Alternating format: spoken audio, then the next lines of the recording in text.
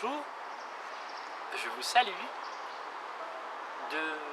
du centre de Moscou aujourd'hui, cette soirée-là. Alors, quelle date sommes-nous aujourd'hui? Vous pouvez deviner après, alors que je vous donne la raison. Écoutez, maintenant, il n'y a presque pas de monde, personne, vous ne voyez personne justement, parce que nous sommes cette date-là. Aujourd'hui, c'est la fête de l'indépendance de la Russie, le 12 juin 2012. Alors, nous sommes non seulement en plein centre de Moscou, mais nous sommes place Krasnaya Plochette, on dit. Alors, la place rouge, comme vous le savez bien, est plutôt plus précisément le jardin Alexandrovski. Nous allons faire avec vous une petite promenade, alors pour vous montrer quelques particularités de cette soirée à Moscou qui ne concerne pas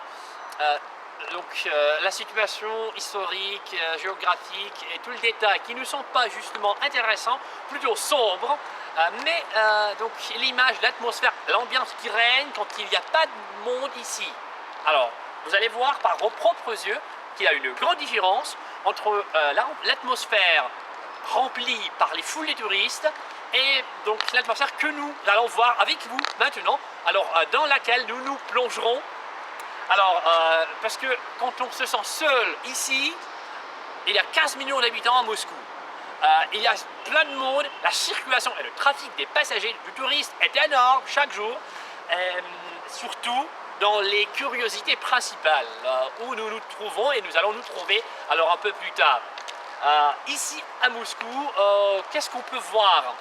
D'abord, on peut se sentir frais parce que la fraîcheur de cette soirée est plutôt penser, réfléchir aux questions délicates, les questions sublimes, les questions qui nous transportent au ciel, en fait, et nous engendrent des idées plutôt célestes. Alors, de quoi allons-nous penser? À quoi allons-nous penser aujourd'hui? D'abord, c'est l'humanité et son avenir à travers l'atmosphère historique de Moscou. Parce que ici, c'est l'histoire du monde et des peuples qui s'est passé.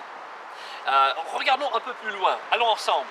Je vais vous montrer quelque chose, sauf ces bancs. Alors, les bancs sont rouges, comme vous pouvez le constater. Alors, les murs du Kremlin, avec ces dentelles faites à l'italien, c'est aussi presque la même chose, en rouge avec le drapeau tricolore si vous pouvez le voir, parce que c'est très difficile de discerner les couleurs, alors parce que c'est la soirée. J'aurais pu faire cette vidéo dans la journée, mais lors de cette journée-là, c'était beaucoup de gens. Alors ici, c'est plutôt beaucoup plus calme maintenant pour vous donner l'image pleine et complète de ce qu'il y a de mieux, de bien ici. Alors, allez, allons ensemble. Allons ensemble parler donc du destin de la Russie. Aujourd'hui, c'est le match principal. On peut commencer par les détails, par la réalité, par la concrétisation de cette journée-là. Alors, maintenant, c'est la soirée de cette dispute entre la Russie et la Pologne. Le match historique de football, mais c'est pas du match que nous allons parler. Alors, le match, c'est plutôt la confrontation entre les peuples frères, les peuples à la limitrophe, dont les frontières se situent non loin, donc elles de l'autre. Mais écoutez, la Pologne, la Russie, c'est rien parce que nous sommes dans le centre historique où les peuples, la Russie, la Pologne, les pays de l'espace soviétique ont passé leur vie ensemble. Les peuples, pour l'instant, peuvent destiner leur vie, leur chemin. Alors, ils peuvent disposer d'eux-mêmes, ils ont le droit.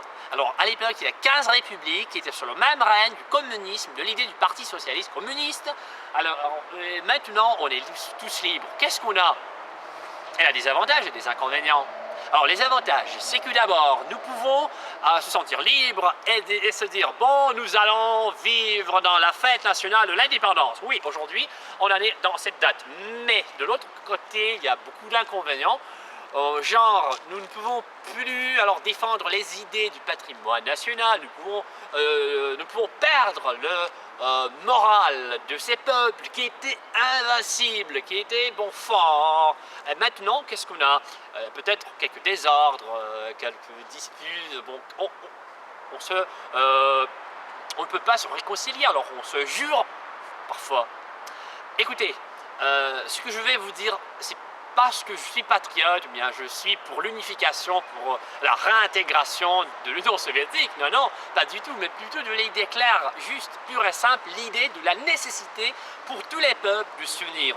Et il ne s'agit pas seulement des peuples de l'URSS, des républiques soviétiques, de la Russie, mais peut-être de tous les peuples de la planète. En fait, juste l'idée d'une blonde, alors vivre la paix, on veut vivre la paix, en fait, je suis pour la paix dans le monde, non, non, mais plutôt l'idée pour le voir concrétiser. Comment peut-on le faire quand on a l'idée à moi? Alors je veux que mes propres intérêts soient réalisés. Alors l'autre veut la même chose pour lui. Comment faut-il que nous évitions les conflits, moi et lui? La question est tout simple. Il ne faut pas avoir peur de ces conflits, mais savoir faire la réunification à travers ces conflits en recevant l'expérience nécessaire pour surmonter ces difficultés. Alors de n'importe quelle façon que ce soit, alors de passer sur nos possibilités alors pour faire l'avenir de l'humanité, parce que c'est l'humanité qui dépend de chacun de nous. Cette soirée-là à Moscou, je suis ici alors pour faire un petit reportage en français, alors justement vous faire montrer les images qui nous entourent maintenant, en vous souhaitant une bonne chance pour bien passer cette soirée, cette nuit si vous voulez. À tout à l'heure.